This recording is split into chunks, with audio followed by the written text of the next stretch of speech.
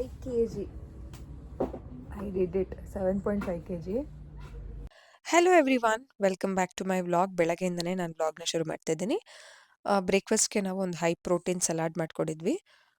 ಈಗ breast feeding ಟೈಮಲ್ಲಿ ತುಂಬ ಎನರ್ಜಿ ಬೇಕು, ಹೊಟ್ಟೆ ಹಶ್ವಾದಂಗೆ ಆಗುತ್ತೆ. ಬಟ್ ದಿಸ್ ಸ್ಯಾಲಡ್ ಇದೆಯಲ್ಲ, ತುಂಬ ಚೆನ್ನಾಗಿ ಫುಲ್ಫಿಲ್ಲಿಂಗ್ ಅನಿಸುತ್ತೆ ಆ್ಯಂಡ್ ಒಳ್ಳೆಯದು. ಇದಕ್ಕೆ ಸೌತೆಕಾಯಿ ಹಾಕಿದ್ದೀವಿ. ಸೌತೆಕಾಯಿ ತಿನ್ಬೋದಾ ಬೇಡ ಅಂತಲೇ ದಲಿ ಅಂತ ಯೋಚನೆ ಮಾಡಬೇಡಿ, ತಿನ್ಬೋದು, ಒಳ್ಳೆಯದು.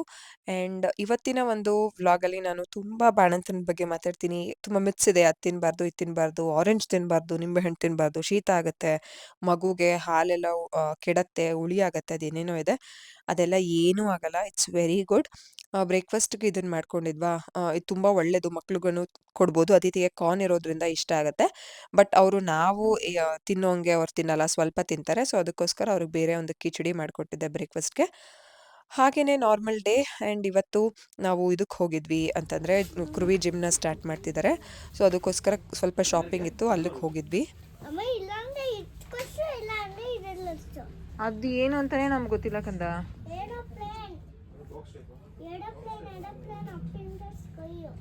ಅದು ಏರೋಪ್ಲೇನ್ ಅಪ್ಪಿದ್ದ ಸ್ಕೈ ಅಲ್ಲ ಅದು.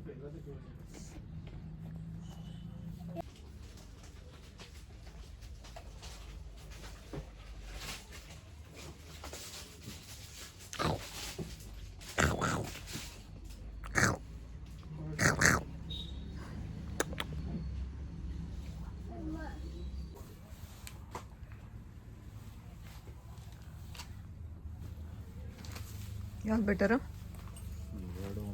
ಎರಡು ಒಂದೇನ ಅಲ್ಲ, ಇದ. Let me try 5 kgs. ಯಪ್ಪ, ಆಗಲ್ಲ ಚಿನ್ನಿ, ಆಗಲ್ಲ. ಏನಾಯ್ತು? ಪಾಪು ಗೊತ್ತಾಗಿಲ್ಲ ಬಿಡಿ.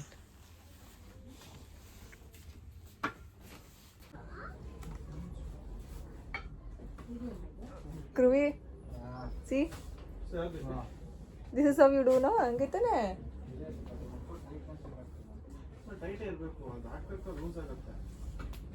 5 kg. I did it. 7.5 kg.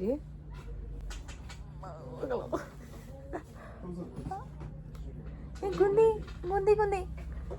5 kg is ಆರಾಮ್ಸ್. ನಾನು ಜಾಯಿನ್ ಆಗ್ತೀನಿ ಜಿಮ್ಗೆ ಈಗ.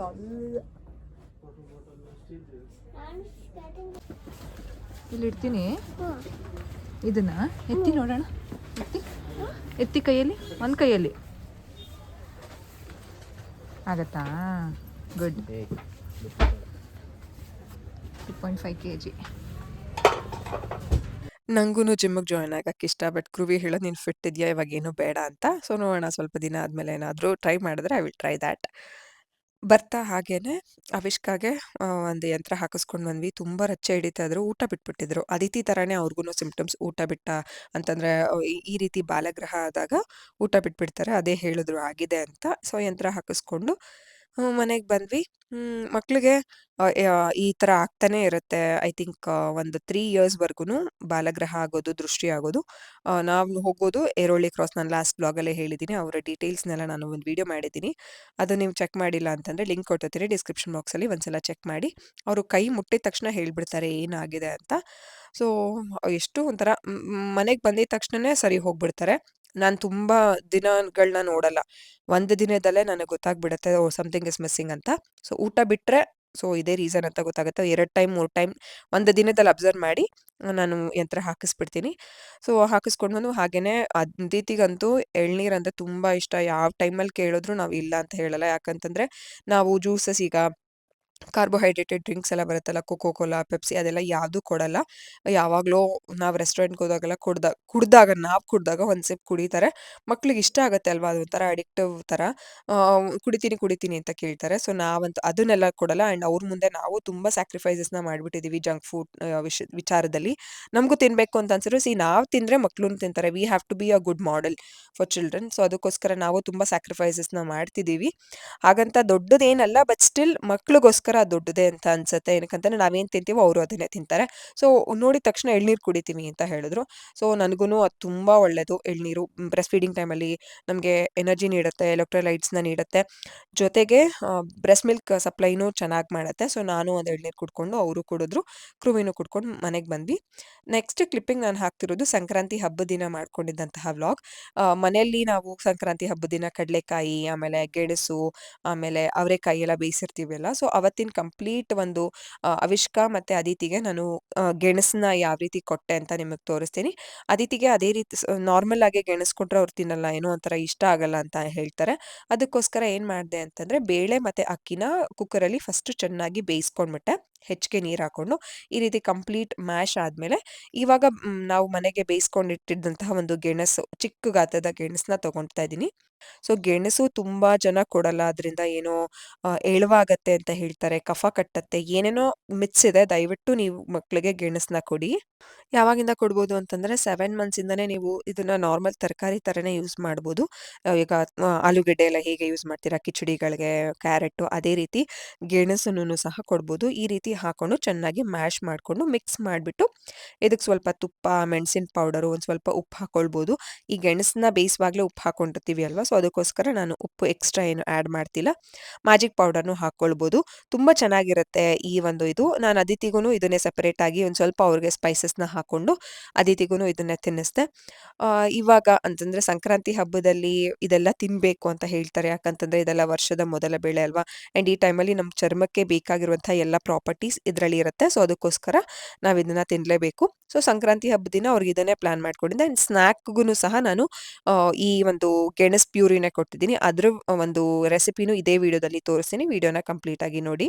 ಈ ಗೆಣಸು ಮತ್ತೆ ಕುಂಬಳಕಾಯಿನ ತುಂಬಾ ಜನ ಮಕ್ಕಳು ಕೊಡಲ್ಲ. ಈವನ್ ಆಲೂಗಡ್ಡೆನೂ ಕೊಡಲ್ಲ.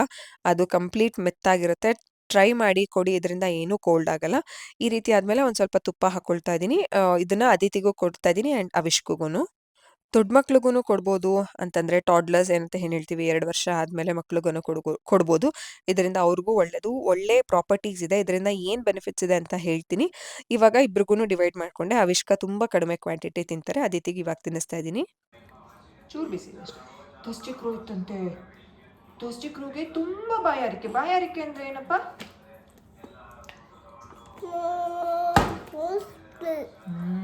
ಅನ್ಕೊಳ್ಳಿ. ಆಮೇಲೆ ಏನಾಯ್ತಂತೆ ಗೊತ್ತಾ, ಅದಕ್ಕೆ ತುಂಬ ಬಾಯಾರಿಕೆ ಆಗಿತ್ತಂತೆ. ಬಾಯಾರಿಕೆ ಆದಾಗ ನೀವೇನು ಮಾಡ್ತೀರಾ? ನೀರು ಕುಡಿತೀರಾ? ನೀರು ಕೊಡ್ಲಾ? ನೀರು ಕೊಡ್ಲಾ ಇವಾಗ ಬೇಡವಾ? ಸರಿ ತಿನ್ಕೊಳ್ಳಿ, ನೀರು ಕೊಡ್ತೀನಿ.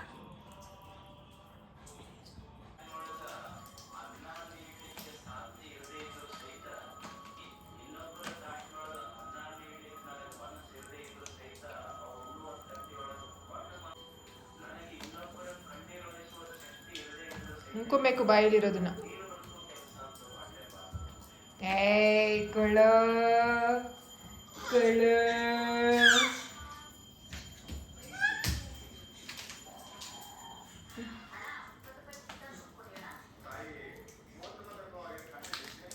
ನುಂಗಿ ಬೇಗ ಬಾಯಲ್ಲಿರೋದನ್ನ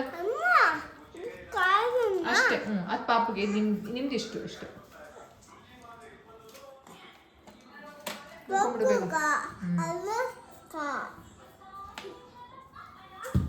ನುಂಕೊಳ್ಳಿ.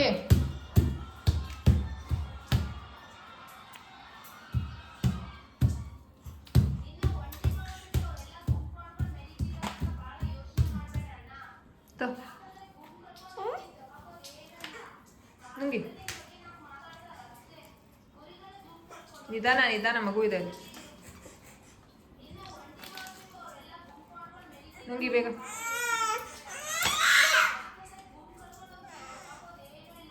ಬೇಗ, ಪಾಪು ಹೊಟ್ಟೆ ಹಸಿತಿದೆಯಂತೆ ಚಿನ್ನಿ.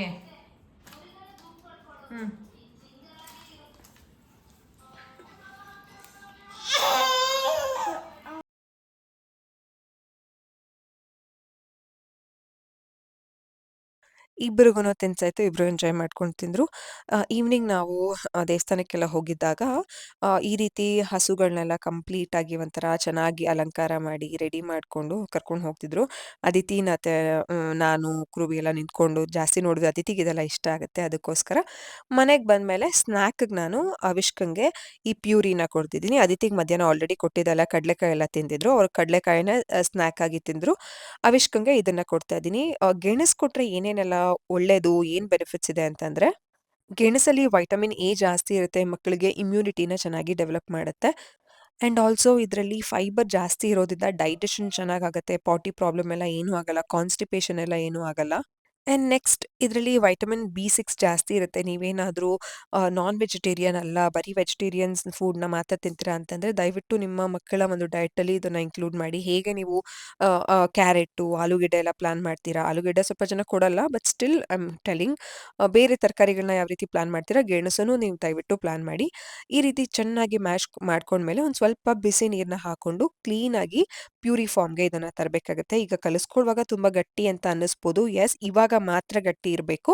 ಆಮೇಲೆ ತಿನ್ನಿಸುವಾಗ ಯಾವ ಕನ್ಸಿಸ್ಟೆನ್ಸಿಯಲ್ಲಿ ತಿನ್ನಿಸ್ಬೇಕಾಗತ್ತೆ ಅಂತ ನಾನು ಹೇಳ್ತೀನಿ. ಇಲ್ಲಾಂತಂದ್ರೆ ಮಕ್ಕಳಿಗೆ ತುಂಬಾ ಚೋಕ್ ಆಗತ್ತೆ, ಅಬ್ಳಿಸೋ ರೀತಿ ಮಾಡ್ತಾರೆ. ಭಯ ಪಡಬೇಡಿ. ಈಗ ಇದಕ್ಕೆ ಒಂದು ಸ್ವಲ್ಪ ತುಪ್ಪ ಹಾಕ್ಕೊಂಡು ನೀವು ಮೆಣಸಿನ ಪುಡಿ ಹಾಕೊಳ್ಬೋದು ಅಥವಾ ಮ್ಯಾಜಿಕ್ ಪೌಡರ್‌ನ ಹಾಕೊಂಡು ಚೆನ್ನಾಗಿ ಕಲಿಸ್ಕೊಳ್ಳಿ. ನಾನು ಉಪ್ಪೇನು ಹಾಕ್ತಿಲ್ಲ. ಮಧ್ಯಾಹ್ನ ನಾನು ಮ್ಯಾಜಿಕ್ ಪೌಡರನ್ನೆಲ್ಲ ಕೊಟ್ಟಿದ್ದೆ ಅಲ್ವಾ? ಸೊ 2 ಟೈಮ್ ಎಲ್ಲ ನಾನು ಕೊಡಲ್ಲ. ಬರೀ 1 ಟೈಮ್ ಅಷ್ಟೇನೆ ಕೊಡೋದು. ಸೊ ನೀವೇನಾದ್ರೂ ಇದನ್ನ ಕೊಡುವಾಗ ನೀವು ಅದನ್ನು ಆಡ್ ಮಾಡ್ಕೊಳ್ಬೋದು. ಹಾಗೇನೂ ಕೊಡ್ಬೋದು. ಬಟ್ ಸ್ಟಿಲ್ ನಾನು ಮಧ್ಯಾಹ್ನ ಕೊಟ್ಟಿರೋದ್ರಿಂದ ಮ್ಯಾಜಿಕ್ ಪೌಡರ್‌ನ, ಇವಾಗ ನಾನು ಇದನ್ನ ಕೊಡ್ತಾ ಇಲ್ಲ ಮ್ಯಾಜಿಕ್ ಪೌಡರ್‌ನ. ಸೊ ಈ ರೀತಿ ಯಾವುದೇ ರೀತಿ ಲಂಪ್ಸ್ ಇಲ್ದೇ ಇರೋ ರೀತಿ ನೀವು ಇದನ್ನ ಮ್ಯಾಶ್ ಮಾಡ್ಕೊಳ್ಬೇಕಾಗುತ್ತೆ. ಕೈಯಲ್ಲೇ ಚೆನ್ನಾಗಿ ಬೇಯಿಸಿರ್ತೀವಿ ಅಲ್ವಾ ಗೆಣಸ್ನ, ಸೊ ಕೈಯಲ್ಲೇ ಚೆನ್ನಾಗಿ ಮ್ಯಾಶ್ ಆಗತ್ತೆ.